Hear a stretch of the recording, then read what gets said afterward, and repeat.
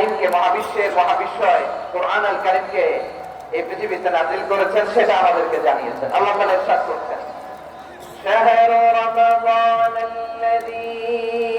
উনজিলা ফীহিল কুরআনু হুদান লিন-নাস ওয়া বাইয়িনাতিন মিনাল হুদা ওয়াল ফুরকান। আল্লাহ বলেন, রমাদান এমন একটা মাস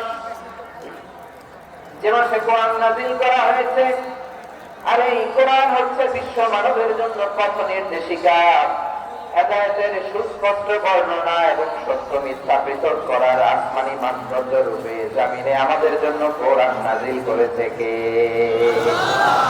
আওয়াজ করে বলেন তো, আল্লাহ নাযিল করা এই কোরআনে কোনো ভুল আছে? সবাই বলেন নাই। সবাই বললে এতটুকু আওয়াজ হয় আমি বিশ্বাস করি না।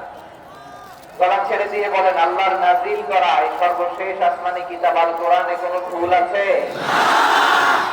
সন্দেহ আছে? সংশয় আছে? বিয়ন্ডলেস, বাউন্ডলেস, বটমলেস, এমন কিতাব যেটা পড়ে গবেষণা করে এর তথ্য, উপাত্ত, ইনফরমেশন, লেসন নিয়ে শেষ করা যায় না। সুবহানাল্লাহ। আল্লাহ বলেন, এই কোরআনকে আমি রমাদানে নাযিল করেছি, যেটা বিশ্ব মানবের জন্য পথ নির্দেশিকা। এতে আছে হেদায়েতের সুস্পষ্ট বর্ণনা আর সত্য মিথ্যা পার্থক্য করার মানদণ্ড, কোনটা সত্য কোনটা মিথ্যা, এটা কোরআন দিয়ে ডিফারেন্সিয়েট করা যায়। কোরআন হচ্ছে ফুরকান, to differentiate between right and wrong. কোনটা সত্য কোনটা মিথ্যা, কোনটা ভুল কোনটা নির্ভুল, এটা কোরআন দিয়ে যাচাই করা যায়। চিল্লায় বলে ঠিক কিনা? এজন্য এই কোরআন দিয়ে আমাদের জীবন সাজাতে হবে। কোরআন দিয়ে জীবন না সাজালে জীবন আলোকিত হয় না।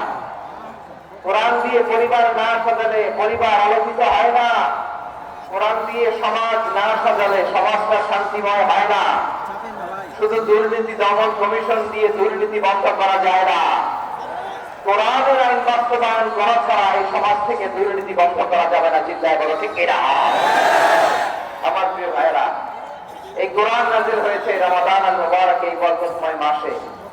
তাই আমাদের উচিত এই মাসে আসন্ন যে রমাদান আল মুবারক, এই রমাদানে কোরআনের সাথে নিজেদের সম্পর্ককে বাড়ানো। আমার প্রিয় চাঁপাইনবাবগঞ্জের ভাইয়েরা, আমরা কি আসন্ন রমাদানে কোরআনের সাথে আমাদের অ্যাটাচমেন্ট, সম্পর্ক বাড়াতে চাই?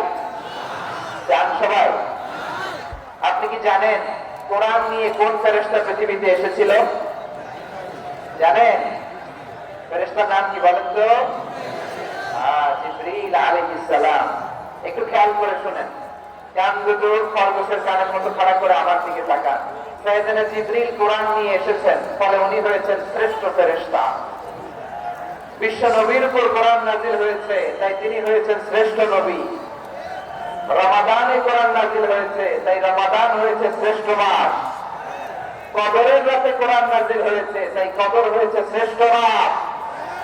আমরাও যদি কোরআনের সাথে সম্পর্ক বাড়াই, আমাদের মর্যাদা এরকম, আমাদেরকে শ্রেষ্ঠ মানুষ বানায় দিবে কে? এজন্য কোরআনের সাথে সম্পর্ক বাড়াইতে রাজি আছেন তো? যারাই কোরআনের সাথে সম্পর্ক বাড়ায়, এদের মর্যাদা বাড়ায় দেয় কে?